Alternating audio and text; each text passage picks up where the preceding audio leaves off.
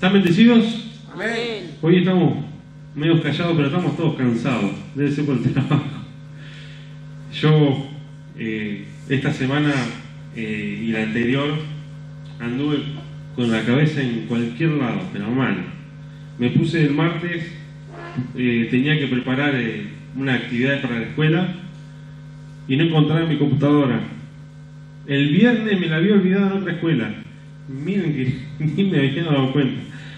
Y muchas veces nosotros venimos así de cansados, pero el Señor con su presencia nos refresca. ¿Cuánto lo creen?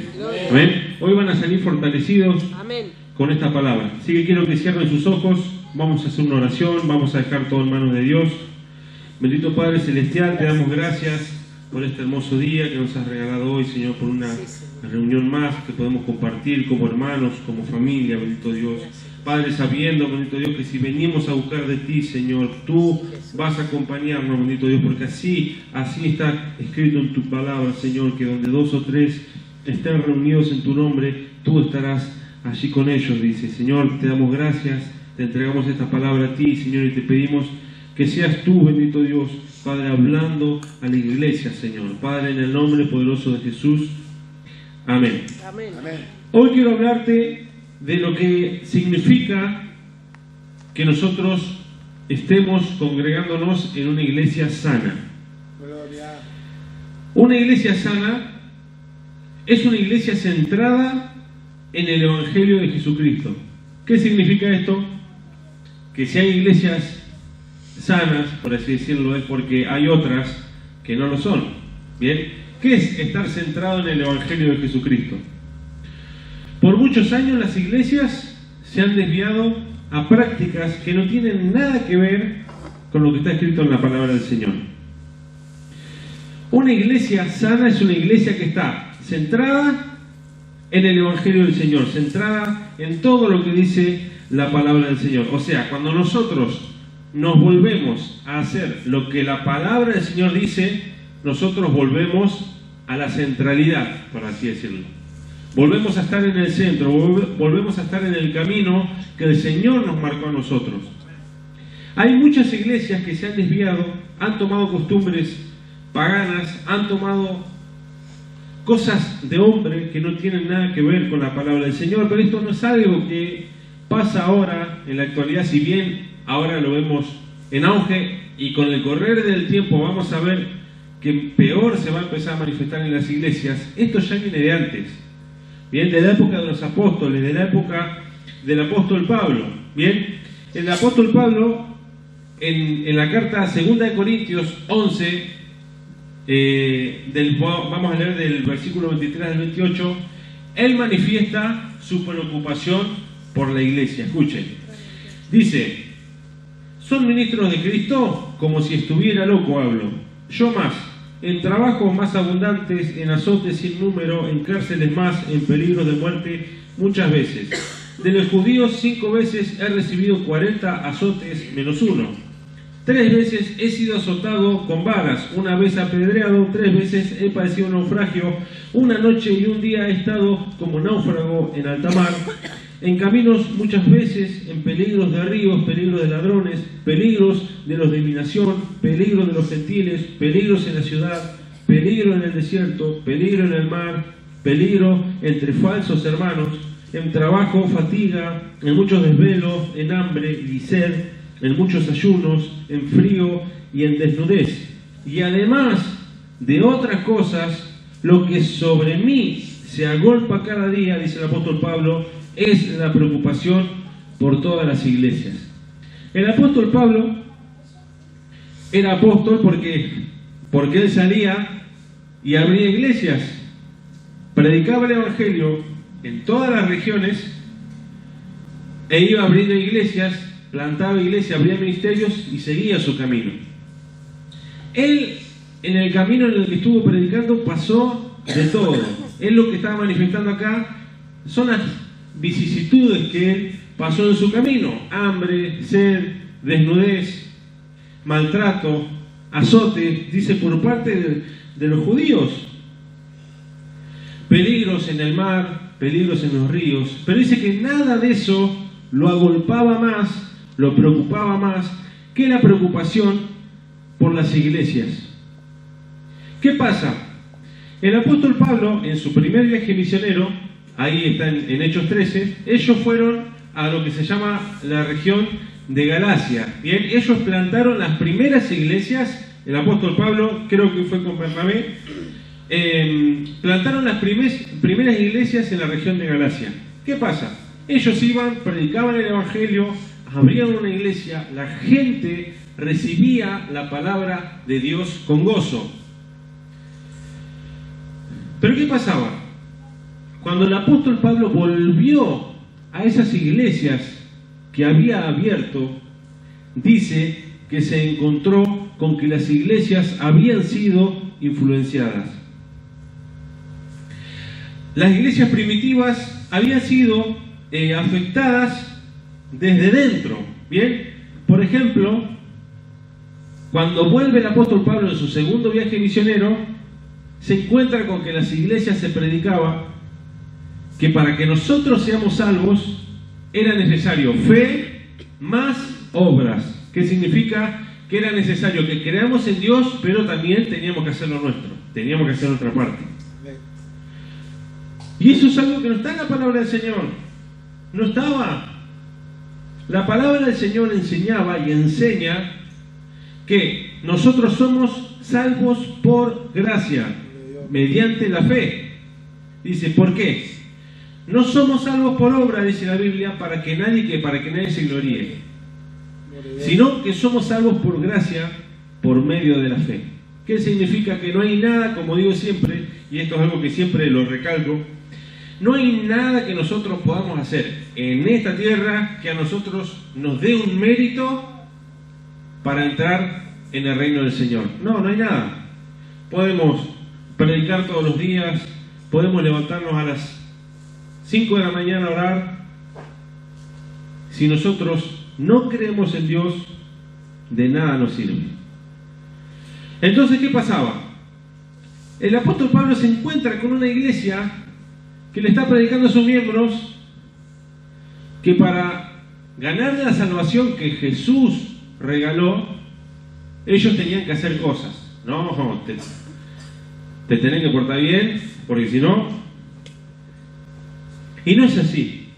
Aún si nosotros, siendo cristianos, morimos al pecado, aún así, viviendo una vida como a Dios le agrada, porque que nosotros no seamos salvos por obra no significa que podamos hacer lo que queremos. Aunque nosotros no somos salvos por obras y nos portemos bien, aún así vamos a seguir siendo salvos por la gracia del Señor. Somos salvos si el Señor tiene misericordia en nuestras vidas. Por eso todos los días nosotros tenemos que, como dijo la hermana Viviana, no sé dónde está, allá. Todos los días, y me lo digo primeramente para mí, todos los días en algún momento debemos arrodillarnos y debemos orar. Gloria a Dios. No podemos pasar un día si no oramos. ¿Qué pasa si nosotros no oramos por un día? Y el Señor en su palabra nos pide que nosotros velemos día y noche, que oremos de día y de noche. Nosotros no nos damos cuenta que perdemos tanto tiempo con las redes sociales, con las preocupaciones, y ni siquiera somos capaces de orar, ¿bien? Un poco. Pero el Señor que nos enseña que nosotros debemos buscarlo de día y de noche. ¿Bien? Entonces, ¿qué pasa? Todo este movimiento de iglesias que Pablo había plantado en varias regiones, se empezaban a desviar, empezaban a predicar cosas que no estaban en la palabra del Señor. Y Pablo en Gálatas 1:6 escribe: estoy maravillado de que tan pronto os hayáis alejado del que os llamó por la gracia de Cristo para seguir un evangelio diferente. El apóstol Pablo dice: estoy maravillado de que yo les haya predicado el evangelio de Cristo, me voy por un tiempo, vuelvo a la iglesia y están predicando cosas que no están en la palabra del Señor. Y eso es algo que inicia en en la época del apóstol Pablo, cuando empiezan a abrir las iglesias, y se sigue manifestando hasta el día de hoy, y va a seguir, porque la profecía del Señor dice que en los últimos tiempos van a venir muchos que van a predicar conforme a la carne, conforme a sus deseos, y no conforme a la palabra del Señor. ¿Qué pasa? Un pequeño cambio que yo haga en la palabra del Señor es suficiente para que yo los pueda confundir a ustedes. Miren, la Biblia dice, somos salvos por gracia. La gente en la iglesia empezaba a enseñar, somos salvos por gracia y por obra. Y solamente esa palabra que le agregaban era suficiente para que la gente sea confundida. Nosotros, así como la iglesia de los Gálatas, estamos expuestos a lo mismo. Estamos expuestos a recibir, no digo acá en esta iglesia, porque nosotros nos formamos, los pastores se forman en teología, nosotros también, se predica la palabra del Señor, pero ustedes, les puedo asegurar que si entran a Facebook les va a aparecer video de algún predicador de otra iglesia. Y no digo que son todos que enseñan cosas que no están en la Biblia, pero hay personas que sí, se largan a enseñar cosas, y aquel que no sabe aprende cosas que no están en la Biblia. Aprende cosas que no están en la Biblia. Entonces tenemos dos puntos. Primero, nosotros, ¿qué debemos hacer? Debemos tener centralidad en la palabra del Señor. Si a vos te predican algo y vos no estás seguro de lo que te están predicando, le puedes preguntar a los pastores, lee la Biblia, busca el versículo, siempre lean, no lean, y esto se les digo, es un consejo, no lean versículos aislados, no vayan, como decía un pastor, desde lo particular a lo general. Si ustedes ven un versículo, lean primero todo el capítulo y contextualicen el versículo. ¿Qué significa? Que nosotros, porque hay un dicho que dice, ustedes lo deben conocer, texto fuera de contexto sirve para pretexto, dice el dicho. ¿Qué significa? Yo les agarro un versículo de la Biblia y yo les puedo justificar, si ustedes quieren, la homosexualidad. Yo les agarro un versículo de la Biblia y les puedo justificar el robo. Yo agarro un versículo de la Biblia al azar y les puedo justificar lo que yo quiera. Eso es lo que quiere el enemigo. Sin embargo, Dios quiere que la iglesia de hoy sea una iglesia despierta. Amén. Gloria a Dios. Hermanos, en YouTube, en Facebook, anda circulando miles y miles de videos de predicadores, de pastores, que enseñan cosas que no están en la Biblia. Hoy en las iglesias se ha metido mucho la psicología, el bienestar nuestro de la mente. Cuando el Señor dice que todo nuestro ser, toda nuestra mente se lo tenemos que entregar a Él. Amén. Muchas de las iglesias lo que hacen es ir a lo que es útil. A lo que es útil. Si me sirve, eso lo hago.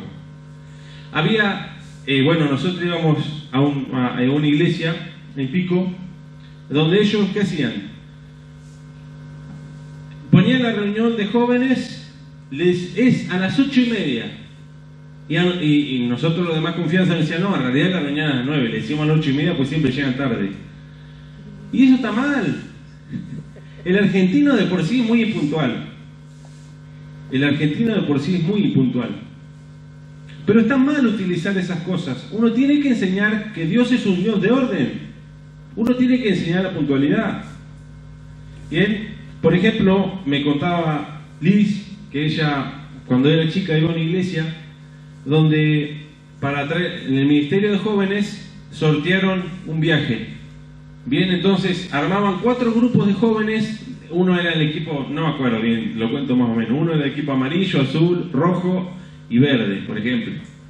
Entonces les hacían jugar juegos, les hacían competir, y el que ganaba se llevaba el viaje. Claro, la iglesia se llenó de jóvenes.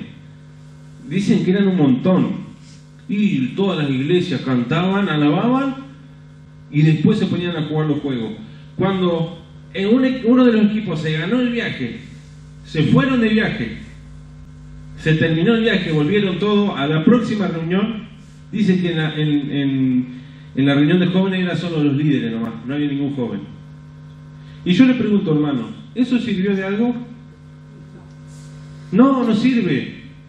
Porque nosotros no podemos, y esto es algo que yo sé que ustedes saben porque acá siempre se predica, nosotros no podemos centrar la palabra del Señor en lo que nos gusta a nosotros, en lo que le gusta a la gente, porque a la gente no le gusta escuchar del arrepentimiento, a la gente no le gusta escuchar de que tienen que perdonar, a la gente le gusta que le hablen lo que a ellos les gusta. Pero ni siquiera Jesús en su palabra enseñó nada de eso. Jesús aún a sus discípulos, cuando los discípulos le cuestionaron su manera de predicar, Jesús le dijo: ustedes se quieren ir, váyanse. Pero ¿qué dijeron los discípulos? Que fue Pedro. Dice: no, Jesús, ¿a quién iremos si solamente tú tienes palabras de vida eterna? ¿A dónde iban a ir si saben que en Dios está la salvación? Amén. Pero hermanos, la palabra del Señor dice que nosotros vamos a tener una generación de falsos profetas, de falsos apóstoles. Está lleno de falsos maestros. ¿Cómo nos damos cuenta de que una persona es un falso profeta, un falso maestro? Cuando lo que predica no está acá adentro. Cuando lo que predica no está acá adentro. Cuando es más importante un libro de psicología, un libro de un autor, que la palabra del Señor. Hermanos, esta es la palabra de nuestro Dios.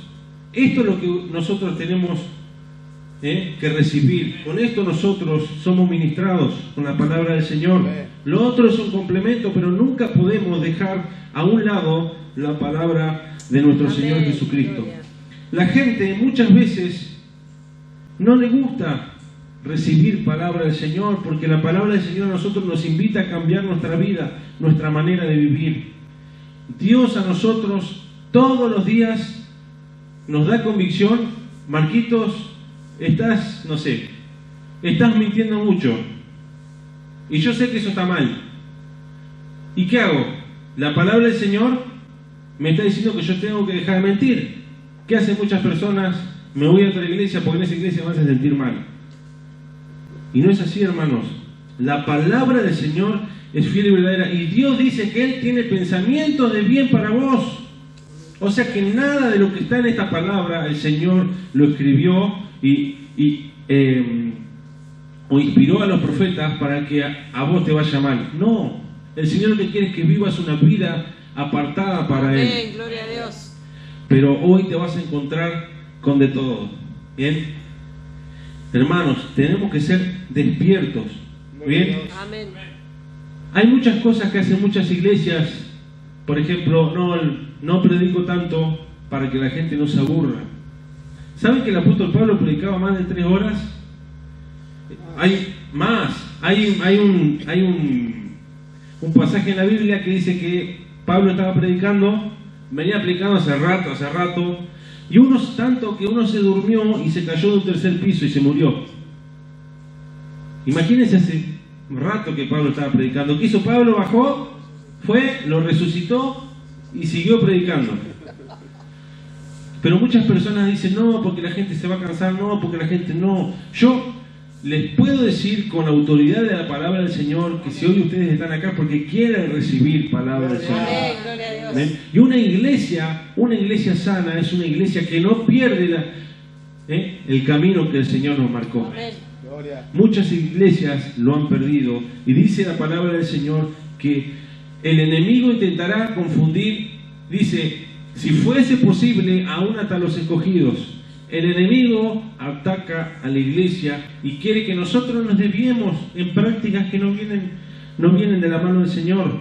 Hermano, usted tiene que leer la Biblia todos los días. Usted tiene que orar todos los días. Y el Señor va a empezar a obrar en su vida. Usted quiere los milagros que el Señor tiene para usted. Usted quiere las bendiciones que el Señor tiene para usted. Usted tiene que buscar de Él. El Señor dice: buscad primeramente el reino de Dios y su justicia, y todas las demás cosas serán añadidas. Cuando nuestro corazón y nuestra mente están puestas en Dios, todo lo demás, el Señor dice, viene añadido.